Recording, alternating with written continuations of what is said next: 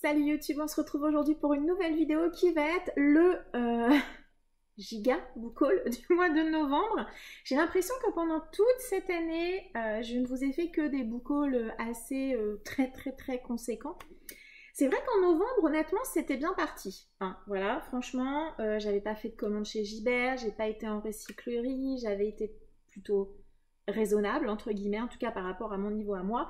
J'avais principalement fait des achats neufs pour certains titres, entre guillemets, que je voulais absolument, que je considérais comme indispensables. Un petit craquage, et puis j'avais principalement fait des achats sur Vinted, essentiellement en graphique d'ailleurs, ce que je suis en train de voir. Et puis jusqu'ici tout allait bien, voilà, jusque fin novembre, j'étais plutôt contente de moi, je me disais oh, c'est cool, ça va être un book haul pas trop gros. Et puis est arrivé fin novembre, et là fin novembre, mon mari m'a dit faut que j'aille chercher un truc que j'ai acheté dans le Nord, tout ça, est-ce que tu veux venir avec moi? On fera le tour des bouquineries. Bon bah là, c'était perdu.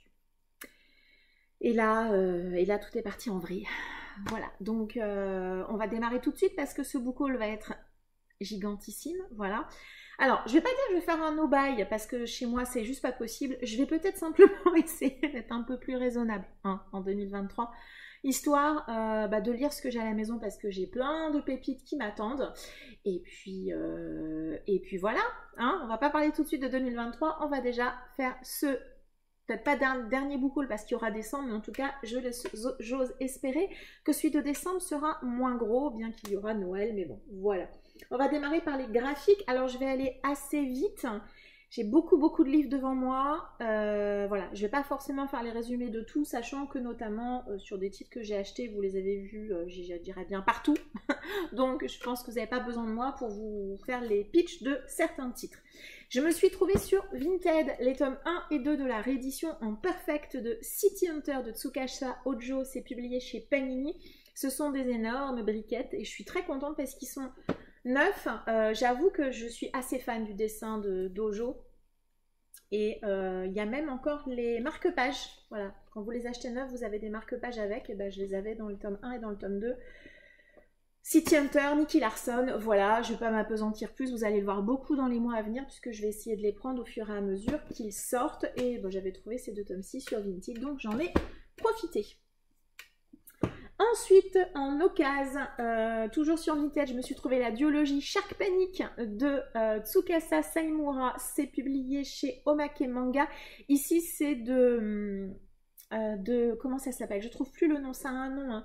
C'est de l'horreur aquatique, enfin quelque chose comme ça. Vous vous doutez bien qu'ici, voilà, on va être avec un espèce de requin, je suppose, qui va attaquer des gens sur l'eau, voilà, ça a l'air très dans de la mer. J'ai jamais lu d'horreur aquatique, j'ai vu que c'était quelqu'un qui vendait ça, du coup je les ai pris, parce que à la base, l'achat a été déclenché, non pas pour ces deux-là, mais c'était chez le même vendeur. Je me suis trouvé l'intégrale, la trilogie de Mars Red, je suis ravie parce que les couves sont absolument sublimes. C'est une trilogie, c'est publié chez Panini Manga. Alors moi, du coup, je les ai trouvés en occasion, ils sont déjà sortis. Sachez que là, Panini Manga pour Noël sort un coffret regroupant les 3 tomes. À la base, c'était le coffret que j'avais mis dans ma wishlist. Comme je l'ai trouvé en occasion, ben voilà, je les ai pris plutôt en occasion. Ils sont vraiment magnifiques, ils brillent hein, vraiment beaucoup. Ici, on est dans un univers un peu dystopique, je crois. 4 hommes ont été transformés en vampires et ces vampires sont au service de l'armée japonaise. Voilà. Peut-être un pitch, je dis pas que c'est forcément très original, mais vous savez que moi le vampire ça reste ma créature chouchoute, donc je suis très contente de l'avoir trouvé. Je me suis également trouvé un titre qui est en arrêt de commercialisation, qui était dans ma wishlist, je l'ai trouvé sur Vinted toujours. Quand j'ai vu qu'il était en arrêt de commercialisation, je me suis précipitée, entre guillemets, voir si je le trouvais, et effectivement je l'ai vraiment trouvé à pas cher, c'est The Innocent de Junichi Fujisaku au scénario et Ko Yasung au dessin. Ici, je crois qu'on est dans un truc un peu thriller, quelque chose comme ça. J'avoue que depuis le temps qu'il était dans ma wishlist, je sais plus trop. Le dessin est absolument magnifique. Arrête pour info, arrêt de commercialisation chez Kiyun. Un titre que je me suis pris neuf parce que bah, c'était... Impensable de ne pas l'acheter, ce sont les histoires courtes de Junji Ito. C'est publié chez Delcourt Tonka mais pas chez Mangetsu. Ça fait partie des quelques titres qui sont encore dans d'autres maisons d'édition. Tout le reste est chez Mangetsu. Vraiment, je suis contente parce que Tonka me fait vraiment de très très beaux objets qui sont, voilà, qu'on peut mettre à côté de ceux de chez Mangetsu. Je crois qu'en plus ils font la même taille, donc comme ça ne dépareille pas trop. Voilà, Junji Ito, maître du manga horrifique, malaisant, voilà. C'est un recueil de nouvelles. Je ne m'appesantis pas dessus. Un autre titre trouvé sur Vinted, toujours, c'est la réédition, le tome 1 des Enfants de la Mer de Daisuke Igarashi. C'est publié chez Delcourt Tonka, il me semble. La couverture est sublime, parce qu'on a voilà, une couverture un peu comme ça en papier calque épais et en dessous on a un dessin comme ça. L'objet il est vraiment magnifique. Alors c'est un titre que je ne m'étais pas procuré lors de sa première édition. On est ici sur la deuxième voire la troisième réédition. On a un style de dessin un petit peu spécial pour du manga. Un format aussi un peu plus grand, c'est un peu plus épais. Je ne sais pas si ça regroupe 1 ou 2 tomes, je ne sais pas. Donc ici, on va on va faire la rencontre de 2 jeunes enfants qui, a priori, sont extrêmement à l'aise dans l'eau. Donc voilà, je pense qu'on va être autour d'une thématique un petit peu fantastique, peut-être en lien avec des sirènes, je ne sais pas trop. C'est un titre qui m'intriguait pas mal en tout cas, et ben voilà, je suis ravie de l'avoir trouvé d'occasion. Encore un autre titre, ah bah là 2 titres comics que j'ai trouvé d'occasion. Je me suis pris le tome 1 de Fable de Bill Willingham et Mark Buckingham, c'est chez Urban Nomad, et j'ai également trouvé le tome 1 de Transmétropolitane, toujours chez Urban Nomad. Ça sera complet en 5 tomes, ça sera complet en 10 tomes. Alors honnêtement j'ai trouvé les premiers tomes en occasion, je pense que les tomes 2 et 3 je les achèterai neufs parce qu'à mon avis ça va être compliqué de les trouver en occasion. La seconde vague, c'est-à-dire la suite entre autres de ces séries là, arrivera 12 janvier autour de ces eaux-là, avec également d'autres titres qui m'intéressent pas mal, et moi je suis ravie de ces nouveaux formats comics qui me correspondent en tout cas moi plutôt bien et qui me font découvrir des titres vers lesquels je ne me serais pas penchée en grand format. On va pas se mentir. Je vais vous montrer 2 graphiques que je me suis acheté lors de mes pérégrinations fin novembre en bouquinerie. Le tome 1 de Shujin X de Sui Ichida chez Glénat, un titre qui m'intriguait pas mal, que j'avais mis dans ma wishlist. Et voilà, quand je suis tombée dessus, je me suis dit que je le prenais, sachant que je vais à l'encontre d'une de mes règles de base, puisque cette série est toujours en cours au Japon. Ici, je crois qu'on est dans quelque chose un peu en lien avec des super-héros. Je suis assez intriguée. Je trouve que les couves sont vraiment super intrigantes et en même temps très malaisantes au fur et à mesure du temps. Je vous le vends pas bien au niveau du résumé, mais moi, c'est un titre qui m'intrigue quand même pas mal. Donc... on dit qu'il y a eu un crash aérien et a priori ce crash aurait été provoqué à cause d'êtres qui s'appellent des Chujin.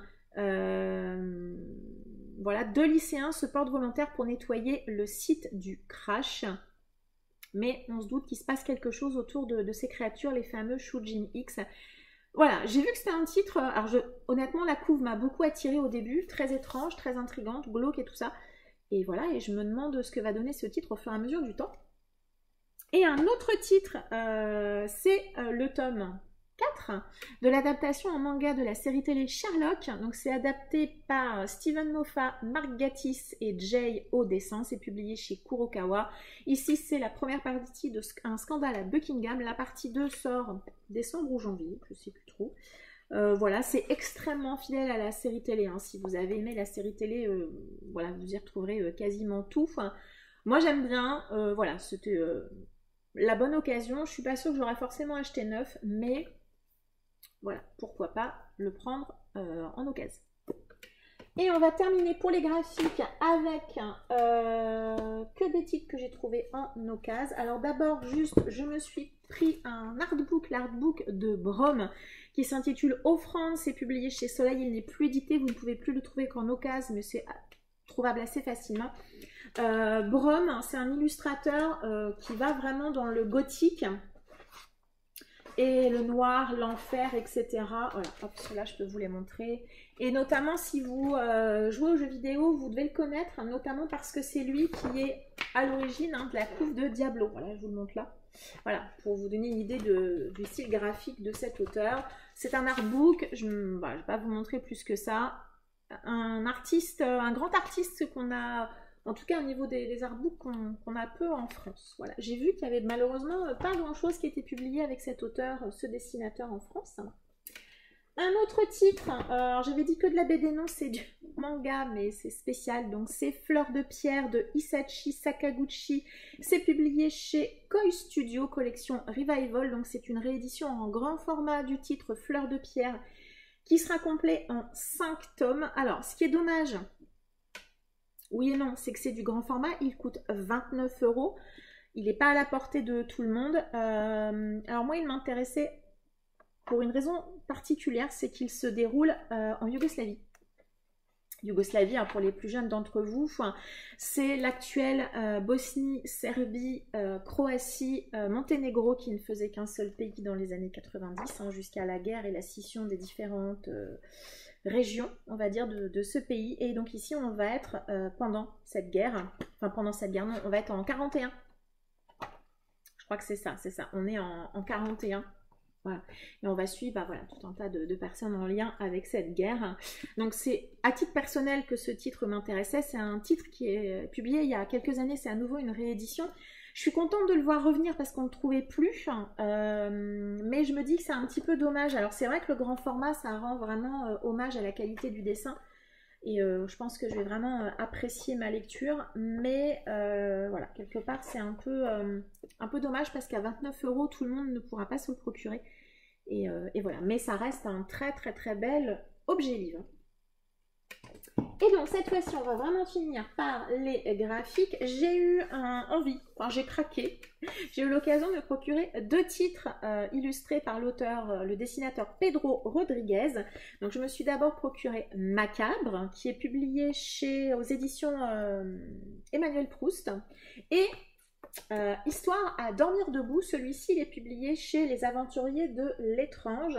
Et alors je vous montre ces deux bandes dessinées. Finalement, elles fonctionnent un petit peu de la même manière. Ce sont des adaptations en BD de grands titres, des nouvelles fantastiques. Là, par exemple, il faudrait que je trouve la fin. On a dans Macabre.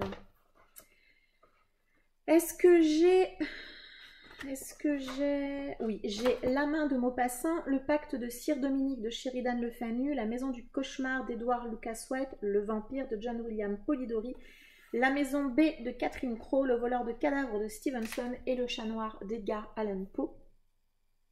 Donc il a un style, ça passe sous sa casse, avec des visages assez carrés. Moi j'aime beaucoup. Et dans Histoire à dormir debout, j'aime bien parce que le singe me fait penser un peu au conte de la crypte, vous savez, comme si on avait une présentation, voilà. Donc là, j'ai malheureusement, j'allais dire, quelques titres similaires à Cadavre, mais j'ai également Le pacte de Sir Dominique, Le récupérateur de cadavres et La maison du cauchemar. Voilà, les autres, ce sont des titres similaires à Cadavre, mais c'est pas très grave. Ça me donnera l'occasion de les lire 2 fois, c'est pas plus mal. Voilà, le style, il est un petit peu plus mis en avant, on va dire, hein, dans celui-ci. J'aime beaucoup ces 2 albums. Et quand j'ai acheté Cadavre, la personne chez qui je l'ai acheté, elle avait un autre titre qui me tentait, que je ne connais pas du tout. C'est celui-ci, c'est Réanimator de Florent Calvier. C'est d'après un texte de Lovecraft. Alors d'après un texte que je ne connais absolument pas. Donc voilà, c'est un ancien... livre de bibliothèque, je pense que la bibliothèque s'en est débarrassée lors d'un déstockage. Voilà, on est sur un style de dessin qui est vraiment vert. C'est hyper spécial. Voilà, donc je me suis dit, pareil, il était à tout petit prix, donc je l'ai pris en me disant que ça pourrait être sympa de découvrir ce texte de cette manière-là. On a terminé pour les graphiques. Je vais passer aux 2 contreparties Ulule que j'ai reçues ce mois-ci. Donc j'ai d'abord reçu Convergence de Stéphane Pavanelli, c'est de l'auto-édition. Ici, on va être entre 1990 et 2136.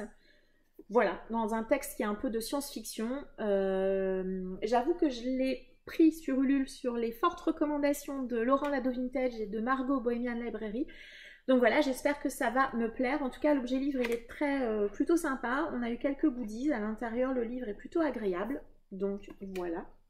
Et ensuite, un titre, je crois que j'avais participé l'année dernière, c'est le Drémence de Morgane Stankiewicz au scénario et à Marianne aux illustrations, publié chez Noir d'Absinthe. C'est un hardback immense.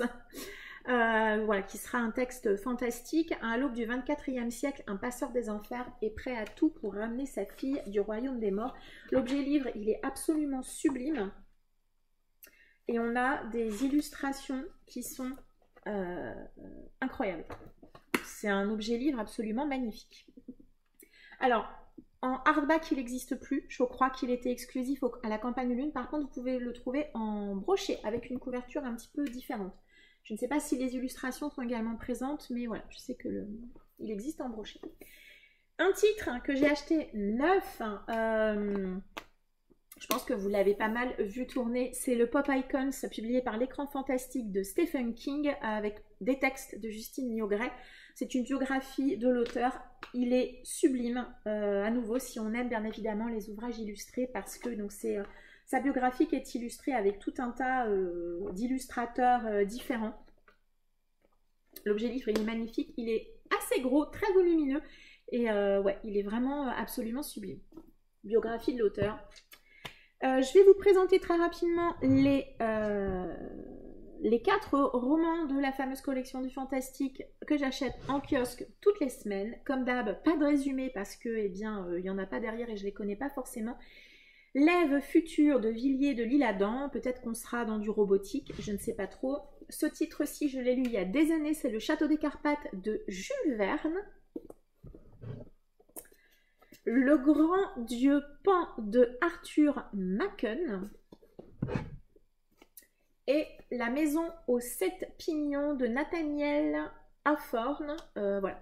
4 romans que je connais, enfin 3 romans que je connais pas du tout, plus Le Château des Carpates que j'ai déjà lu. On a passé les 60, je pensais qu'on s'arrêterait à 60 et là on a l'air de continuer. Alors peut-être va-t-on jusqu'à 70, peut-être va-t-on s'arrêter à 70, je ne sais pas. Je ne sais pas. Je vais commencer par les poches. Je me suis d'abord trouvée sur Vinted La Reine des damnés de Anne Rice aux éditions Pocket. J'avoue que quand je l'ai pris, je me suis jetée dessus. Alors vous avez vu dans ma dernière pile à lire que j'ai déjà la version Pocket Terror, mais j'aime beaucoup ces éditions-là. Alors déjà, je les trouve plus agréables à lire et à manipuler. Et puis j'adore les couves. C'est le tome 3. Il est pour le moment en tout cas introuvable en version 9. Et voilà, du coup j'ai pris sur Vinted et je l'ai trouvé. Voilà, il y a juste un petit truc là, mais je pense que la personne l'avait acheté comme ça.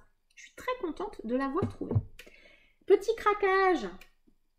C'est Laurent qui l'avait montré sur Insta. Il est magnifique. J'ai pris Vindicta de Cédric Cyr, c'est publié chez HarperCollins Poche.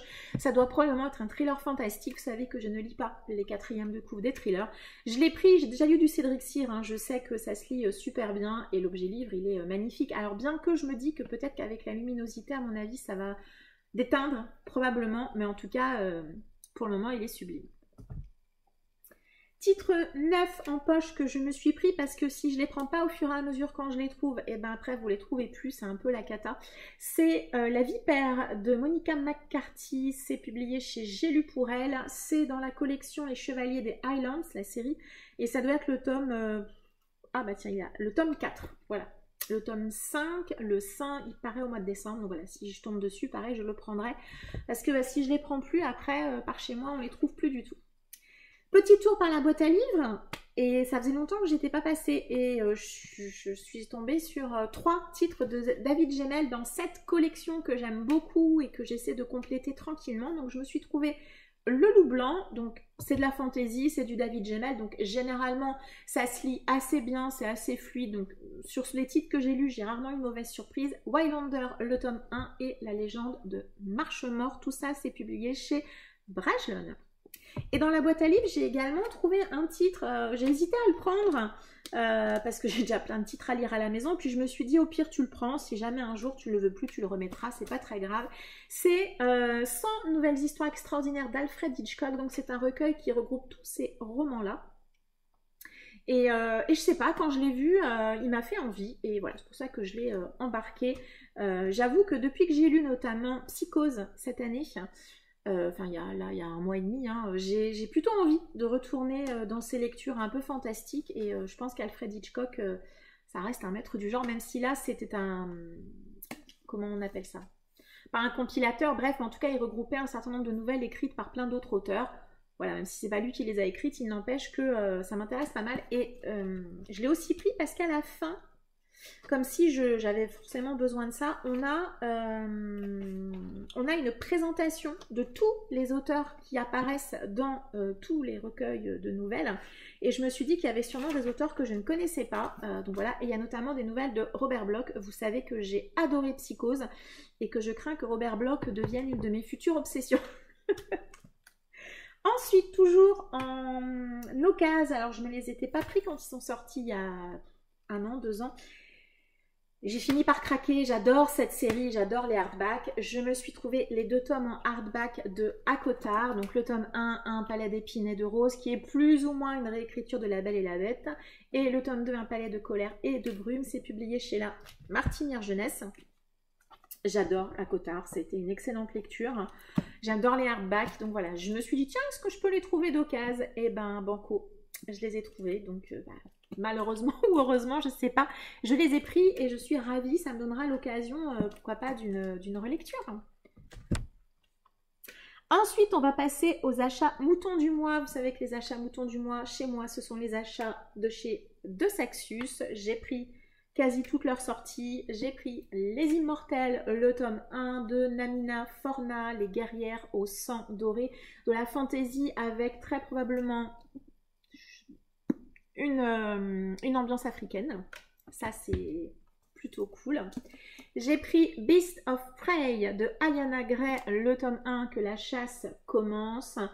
Bon, là aussi, de la fantaisie. Alors peut-être aussi, je me dis, est-ce qu'on peut pas être aussi peut-être dans une ambiance un peu africaine avec, je sais pas, la couverture me fait penser à ça, mais je peux me tromper.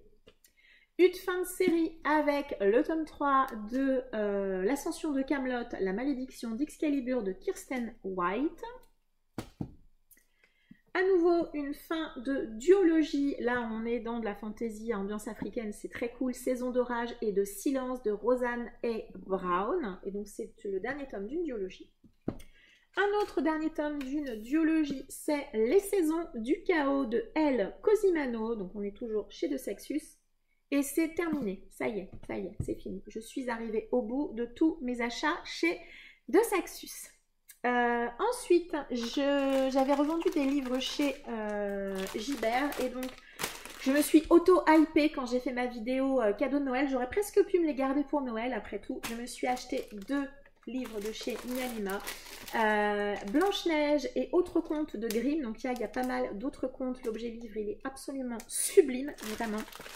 Et je me suis pris Le Magicien d'Oz de Frank Baum, que je n'ai jamais lu, qui m'intrigue beaucoup, qui est un des titres jeunesse, on va dire, en tout cas un classique au niveau des États-Unis, des lectures jeunesse, qui m'a toujours posé question et interrogé, donc je suis ravie de le voir arriver à la maison.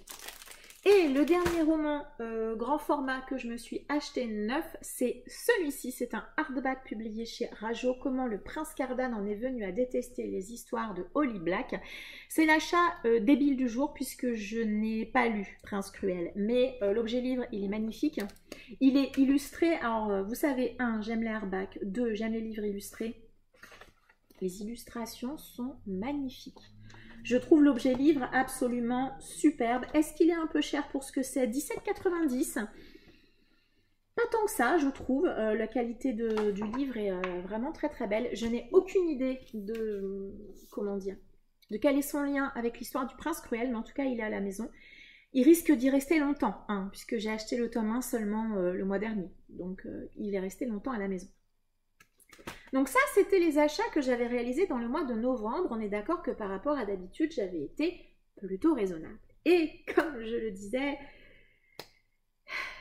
mon mari m'a dit « Allons faire le tour des bouquineries, ma chérie. » Et ben, on est allé faire le tour des bouquineries et là, ça a été le drame. J'ai acheté beaucoup de romans d'occasion. Je pense que ça sera la dernière fois que j'en achète, en tout cas autant avant un très long moment, parce que j'en ai beaucoup.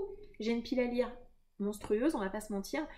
Et voilà, non pas que je me sente oppressée, je me sens surtout frustrée de ne pas pouvoir lire tous ces titres-là. Je vois cette pile à lire, je vois cette pile de livres, pardon. Il y a tellement de livres qui me donnent envie, donc c'est assez terrible. Donc, je me suis tout d'abord trouvée. Alors, c'est aléatoirement en fonction des bouquineries. Hein. J'ai fait les 2 piles, il n'y a pas forcément de règles. Je ferai ça sûrement en 2023, une vidéo où je vous présenterai tous les sites et tous les magasins que j'utilise, en tout cas, pour alimenter ma pile à lire de livres d'occasion. Je pense que ça peut peut-être vous intéresser. Je me suis déjà trouvée dans une seule bouquinerie les 5 premiers tomes de la série Codex Alera. Donc là, je prends au pif le tome 4 de Jim Butchers. Tout ça, c'est publié chez Brajlon. Ah bah voilà, le tome 1, il est là. C'est un titre que j'avais vu, alors que j'ai vu tourner à plusieurs reprises, hein, mais c'est surtout Camille Majok-Madikadou qui avait beaucoup aimé ce titre. Je sais pas si c'est de la fantasy ou de la SF, aucune idée, mais je sais pas, je trouve ça intriguant. Ouais, elle en a parlé un peu comme une série un peu d'action, une série super distrayante. Et je vous en parlerai aussi en 2023, mais c'est vraiment ce dans quoi j'ai envie de me lancer pour l'année prochaine. Donc, why not? C'est une série complète en 6 tomes. Donc, vous avez bien vu, il me manque le tome 6. Mais bon, je me suis dit que les 5 tomes, 4 € pièce, c'était difficile de passer à côté. Je me suis également trouvé le tome 4 de la série Dynasty de Ilona Andrews de l'Urban Fantasy. Dans le premier tome, on met en scène un personnage et dans la trilogie suivante, donc 4, 5, 6, hein, il y aura un autre personnage. Donc bah voilà, je suis tombée dessus, je l'ai pris. Un titre, alors c'est très très drôle parce que je l'avais mis dans ma wishlist quelques jours avant. C'est un titre asiatique, c'est Le Château solitaire dans le miroir de Tsujimura Mizuki. Alors, il n'y a pas vraiment de résumé derrière. Dans le château derrière le miroir, il n'y a qu'une seule règle, il faut toujours quitter les lieux avant 17 h sous peine de se faire dévorer par le grand méchant loup. Voilà, alors c'est publié chez Milan, peut-être plutôt jeunesse. Je sais pas trop, je suis intriguée, vous savez que c'est un titre asiatique et honnêtement, on va pas se mentir, 4,95, c'était compliqué de partir sans. Ensuite, je me suis trouvé un titre de Peter Straub, Le Dragon Flottant, c'est publié au livre de poche, aucune idée de quoi ça parle, je l'ai pris pour le nom de l'auteur. Là, a priori, à l'arrière, on a l'air d'être avec un enfant qui a l'air d'avoir des pouvoirs peut-être un peu psychiques. Je sais pas trop, honnêtement, je l'ai pris vraiment pour le nom de l'auteur.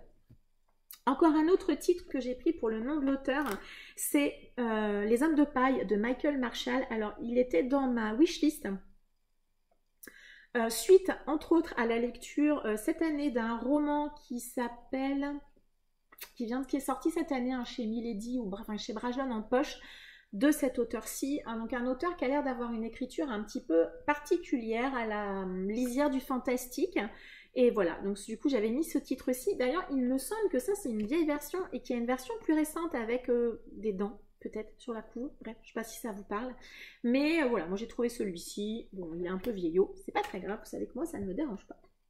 Un titre que j'ai pris, Elena de Jérémy Fell, chez Rivage Poche, je l'ai pris pour l'auteur à nouveau. Et pareil, Elena, c'est un titre dont on m'a beaucoup parlé, un des maîtres, un des chefs-d'œuvre entre guillemets de l'auteur Jérémy Fell.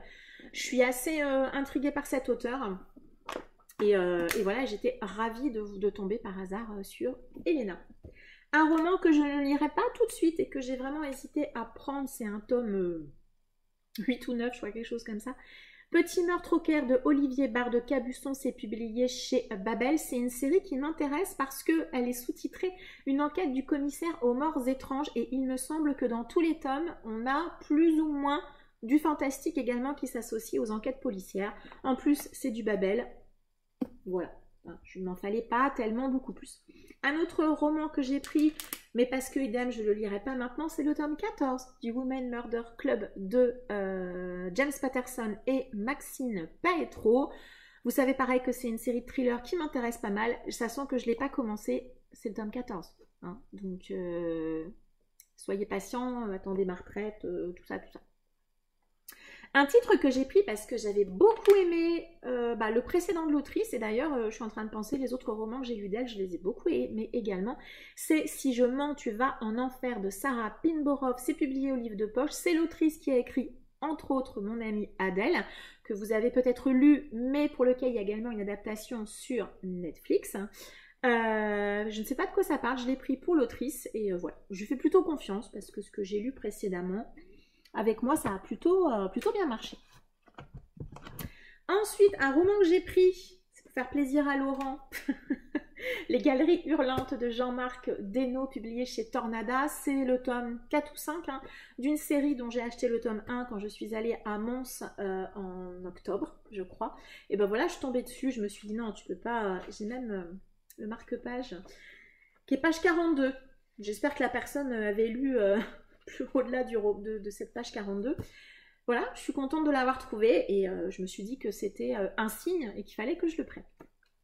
Ensuite, c'est une autrice que j'ai envie de découvrir. Alors, encore grâce à Armand, c'est Nora Roberts. Et j'ai trouvé parmi tous les titres de Nora Roberts qui étaient proposés dans toutes les bouquineries par lesquelles je suis passée, parce qu'il y en avait vraiment beaucoup.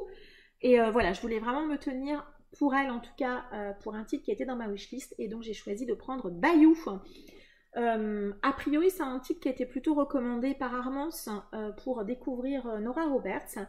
Je crois que c'est un petit policier, peut-être quelque chose comme ça, avec une petite touche de fantastique. Voilà, je pense que ça peut être cool. La couve, elle n'est pas incroyable, mais voilà, moi je suis quand même contente de l'avoir trouvée. Et ensuite, dans deux bouquineries différentes, j'ai trouvé deux titres de Fabio Micheli, et là à nouveau je suis contente parce que c'est un auteur que j'ai envie de découvrir. Deux titres qui étaient dans ma wishlist, donc si je ne me trompe pas, cet auteur, sa particularité, c'est toujours de s'inspirer d'un fait divers ou en tout cas d'un serial killer ou d'un assassin existant et ensuite d'en écrire une histoire autour de ça. Donc là c'est La Compassion du Diable, publié chez Milady, donc là on est inspiré par Jeffrey Dahmer, c'est d'actualité. Et dans Une forêt obscure, ici, on va être inspiré par l'histoire de Luca Magnotta, qui avait tué notamment son amant avec un pic à glace qui s'était filmé. Enfin bref, c'était assez glauque. Voilà, donc ces deux titres s'inspirent de drame. Enfin voilà. Je ne sais pas quelle est la mesure, enfin quelle est la limite entre ce qu'il va inventer. Est-ce que vraiment il invente complètement autre chose ou est-ce que vraiment il va garder la ligne directrice des histoires dont il s'inspire? Je ne sais pas, mais moi je suis assez intriguée par ce qu'il peut proposer. Et je crois que la dernière pile que j'ai à vous montrer, ouais, je vérifie, on est quasiment que sur des titres, vraiment sur des vieilles collections vintage d'horreur, on va dire. Donc je me suis d'abord trouvé 3 titres, j'ai lu Épouvante. Il a fallu faire des choix, vraiment, parce que j'en ai trouvé vraiment beaucoup et ça a été difficile de choisir. Donc j'ai pris généralement des titres qui étaient dans ma wishlist. Je me suis pris Lyrica de Thomas F. Monteleone. Honnêtement, on ne me demandait pas forcément de quoi ça parle, je ne m'en rappelle plus. C'est des titres qui, a priori, j'ai dû les voir soit chez Jodie les livres de la crypte ou chez Cassandra. Dont j'ai oublié le nom de la chaîne, mais bref, en tout cas des gens qui lisent quasiment exclusivement que de l'horreur, donc c'est Lyrica. Ensuite j'ai pris Le Disciple de Laird Conning, alors celui-là je l'ai vu chez Jodie, je suis absolument certaine, et le dernier de Stephen Gallagher, c'est La Vallée des Lumières. Alors je suis désolée, je peux pas trop vous faire de résumé puisque bah voilà, ils étaient un peu dans ma wishlist, mais depuis le temps j'ai un peu oublié. Et je ne veux pas trop m'appesantir non plus pendant cette vidéo. Petit erratum, c'est pas un titre vintage, mais il était dans la pile des titres d'horreur. C'est Personne ne sort d'ici vivant de Adam Neville, Brajlon, collection Terreur, cette jolie collection avec un dos rouge que j'aime beaucoup. J'en ai pas lu beaucoup, mais j'aime beaucoup quand même. Et en plus, le personnage principal s'appelle Stéphanie. Voilà. Oui, on cherche des raisons complètement ridicules pour acheter des livres, tout à fait. Je l'ai pris principalement pour la collection et puis également pour l'auteur. Encore 3 titres que j'ai achetés sur le nom de l'auteur et là aussi il a fallu choisir parce qu'il y en avait vraiment beaucoup partout où je suis passée. Ces 3 titres de Serge Brussolo. Je me suis trouvée Les prisonnières de Pharaon, publié au livre de poche. Je sais que c'est une duologie, je ne sais pas si c'est le tome 1 ou le tome 2, mais du coup j'ai pris ce tome-ci en me disant je vais bien trouver le second tome sur Vintage. Je ne l'ai pas encore cherché, mais je pense que je ne devrais pas avoir trop de mal à le trouver. Ça a été un énorme coup de cœur, me semble-t-il, pour Adeline Bullish Bookish, donc c'est pour ça que j'ai pris celui-ci. Et ensuite, j'en ai pris 2 de la collection intégrale Brussolo, La Meute et La Meute Hurlante, tome 2. Donc, c'est une duologie. Je les ai pris parce que de cette collection, j'avais lu Docteur Squelette que j'ai adoré. Donc là, on va être dans le Brussolo plutôt fantastique. Je me demande si on va pas être dans quelque chose en rapport avec les loups-garous. Peut-être, je ne sais pas, mais bon, je fais confiance à l'auteur. Ensuite, j'ai donc pris des Pocket Terror. Vous vous doutez bien que si j'ai fait une petite pile, c'est que j'en ai pris quelques-uns. De la même manière, soit pour les auteurs, soit parce qu'ils étaient dans ma wishlist. Donc j'ai d'abord pris, toujours pour ma marotte Robert Bloch, l'écharpe et Laurie. Alors là, clairement, l'écharpe était dans ma wishlist et Laurie, je l'ai pris pour le nom de l'auteur. Vraiment, voilà. Je vous dis, j'ai tellement adoré Psychose que j'ai vraiment envie de continuer à découvrir Robert Bloch. Ensuite, je me suis pris, je regardais si j'avais des auteurs qui reviennent. Ouais, en fait, je pense que j'ai essayé de prendre différents auteurs. Je me suis pris Le Trône de Satan de Graham Masterton, grand maître, on est d'accord. Un titre qui était dans ma wishlist, c'est Gideon de Stephen Lawes. Hop. Un Dean Koontz avec Miroir de sang. On est toujours sur des couves formidables. Un deuxième Peter Straub avec Mystery. Un titre de Ramsey Campbell, La secte sans nom. Et le dernier Pocket Terror, c'est Confession androgyne de Andrew Nederman. Celui-ci également, il était dans ma wishlist. Et on va terminer par 2 titres d'une collection pour lesquels je n'avais aucun livre à la maison. Je suis tombée sur un vendeur, c'est dans Lille. Il y a un endroit qui s'appelle, pour ceux qui connaissent Lille, la place aux livres. Je crois pas que ce soit la bourse aux livres, la place aux livres. C'est peut-être la place aux livres, c'est sous les arcades à côté de la place centrale de Lille, pardon, ça doit parler aux habitants de Lille.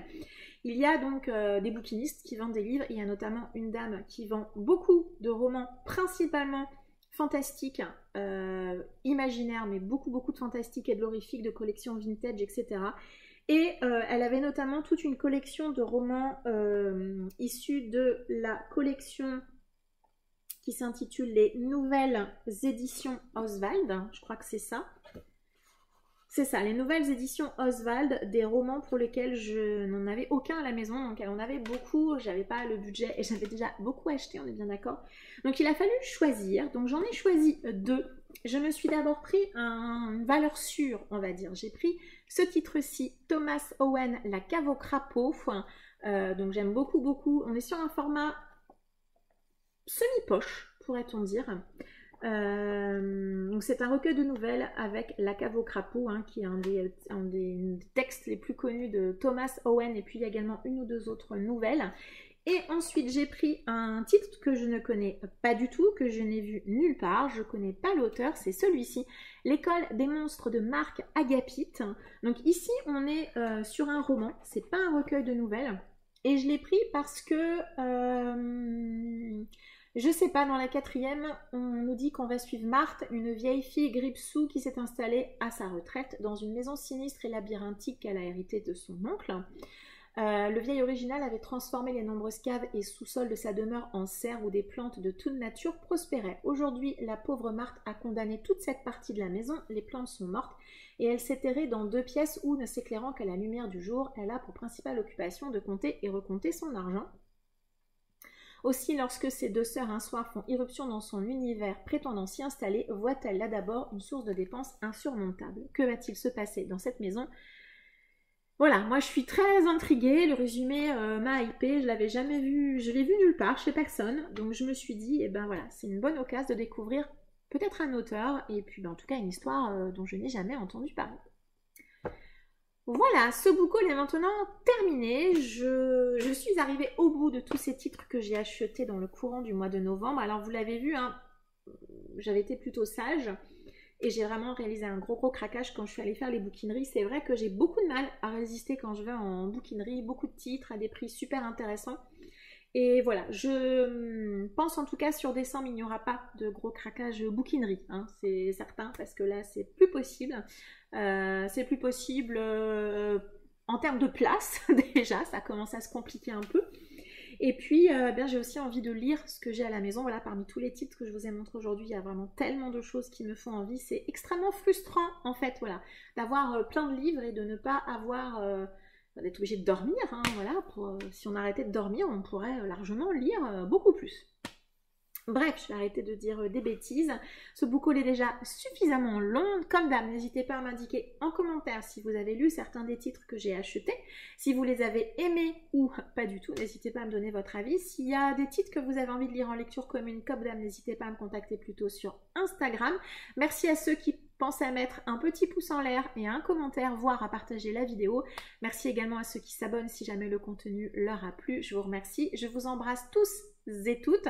Je vous dis à très bientôt et je vous souhaite une très agréable journée. Ciao!